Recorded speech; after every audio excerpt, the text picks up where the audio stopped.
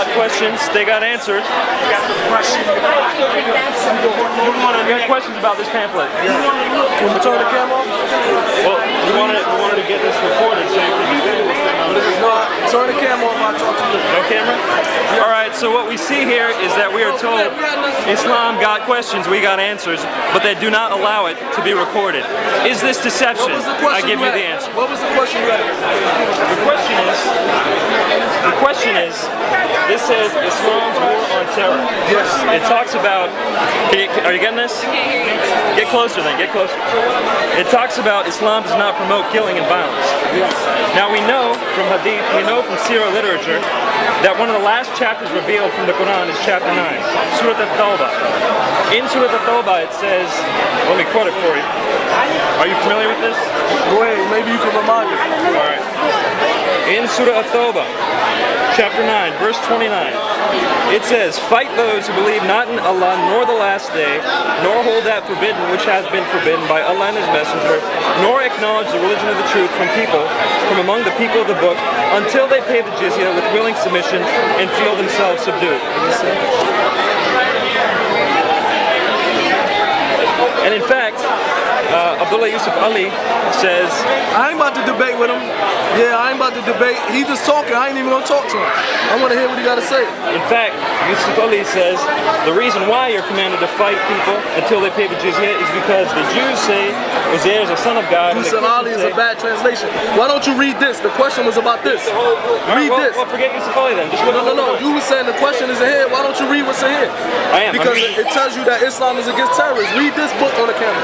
That's why I'm asking you. I already did. Read it though. What does it say? So you're telling me, he's telling me to read this pamphlet and not the Quran. He says read the pamphlet and not the Quran. Because you said the question was about the pamphlet. And you blocking the table. The more you might have to get it. You blocking the table.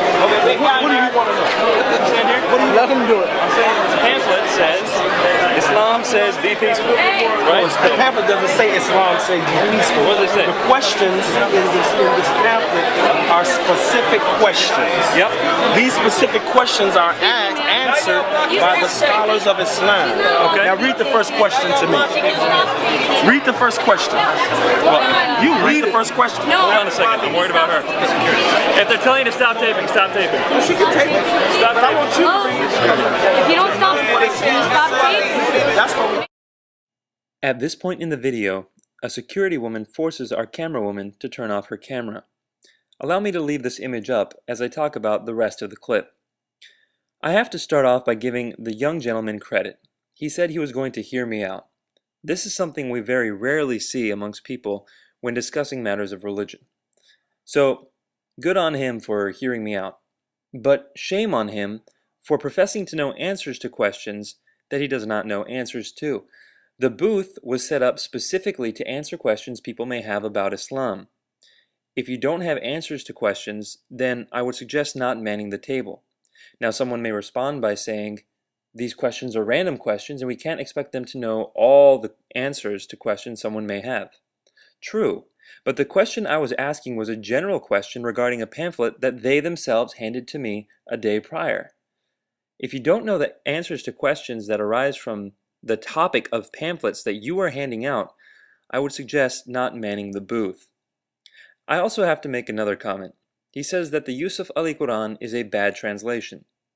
Well, you have every right to disagree with the details of Yusuf Ali's translation, but the topic I was bringing up is relatively general, and the point I was making is able to be deduced regardless of the translation you're using. Commentators from the Quran have made much more poignant statements about this very surah and verse than I was making, and they didn't need to turn to Yusuf Ali's translation.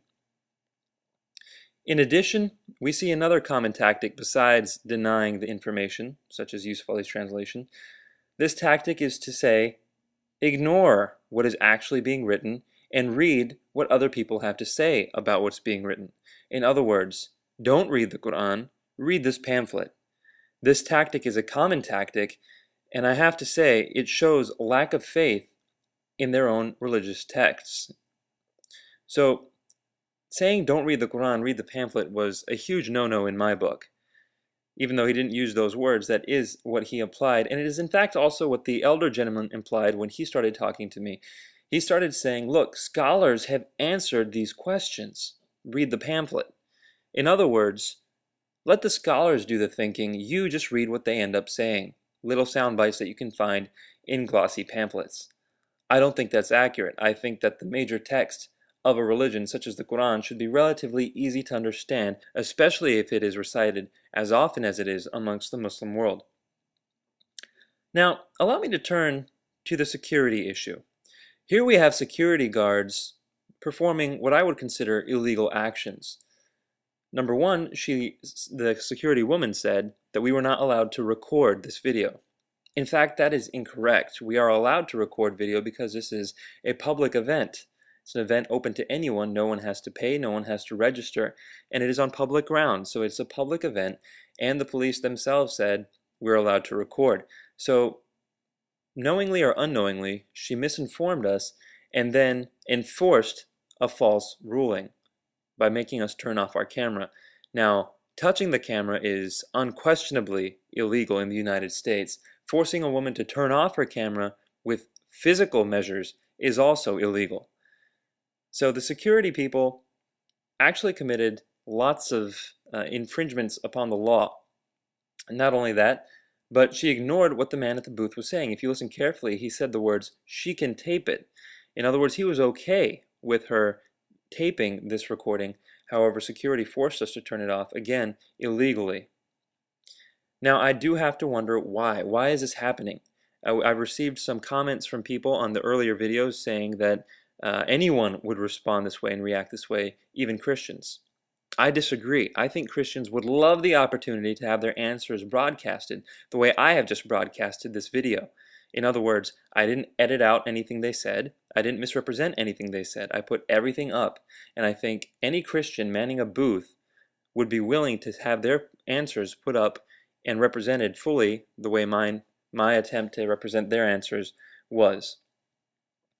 This is Nabil Qureshi with Act 17 Apologetics. Stay tuned for the rest of the events that will unfurl over the next few weeks or so. The weekend was action-packed, and we have the most powerful video footage left to see. So keep in touch with the website. We'll see you soon. God bless you all.